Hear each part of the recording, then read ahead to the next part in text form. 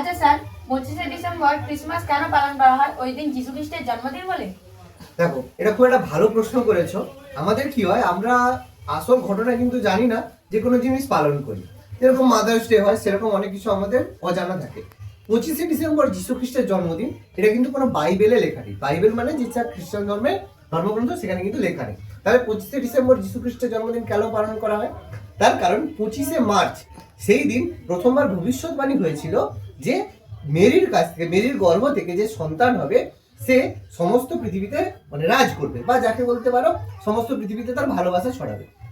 সেই কারণে তার 9 মাস পরে, কারণ একটা বাচ্চার 9 মাসের সময় হয়, তো সেই কারণে 9 মাস পরে 25শে ডিসেম্বরকে তার জন্মদিন হিসেবে পালন করা হয়। কিন্তু এখানে একটা ব্যাপার রয়েছে, 25শে ডিসেম্বরটাই কেন হঠাৎ?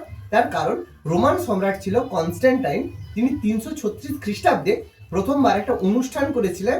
কারণ রোমানদের যে দেবতা ছিল সেটা সূর্য দেবতা ছিল, তো সূর্য দেবতার উদ্দেশ্যে তিনি একটা অনুষ্ঠান করেছিলেন। সেটাই পরবর্তীকালে যখন উপনিবেশিক কারণে পৃথিবীর বিভিন্ন দেশে এটা ছড়িয়ে পড়ে, তখন সেটাই পরিচিত হয় যীশু খ্রিস্টের জন্মদিন হিসেবে। এটাই কিন্তু আসল ইতিহাস, এটা সবার কিন্তু জানাটা দরকার। আচ্ছা স্যার, আমরা তো 25শে ডিসেম্বর ক্রিসমাসে কেক কাটবো, কিন্তু শুনেছি নাকি সান্টা ক্লজ বাচ্চাদের গিফট দেয়। কই, আমাকে তো কোনোদিনও দেয় না। এটা খুব একটা ভালো প্রশ্ন করেছো। আমরা যখন ক্রিসমাসে কেক কাটি বা সান্টা ক্লজ এসে যে গিফট দেয়, এর পেছনেও কিন্তু একটা বড় ইতিহাস রয়েছে।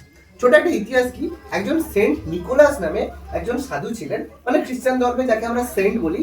তিনি কি করতেন, গরিব যেসব বাচ্চারা রয়েছে তাদেরকে বিভিন্ন রকম গিফট দিতেন, যাতে তারা পড়াশুনো বা বিভিন্ন ধরনের সামাজিক কাজকর্ম করতে পারে।